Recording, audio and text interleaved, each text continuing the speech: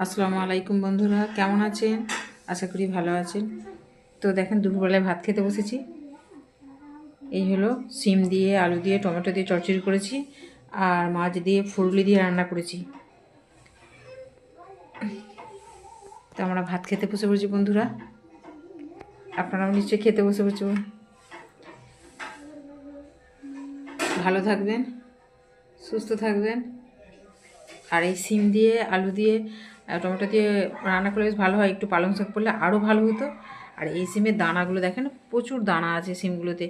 আর এই সিমগুলো আলাদা, এগুলো আমাদের এদিকে খুব কম হয় এই সিমগুলো। কারণ এই সিমগুলো না সরু সরু আর এত দানা।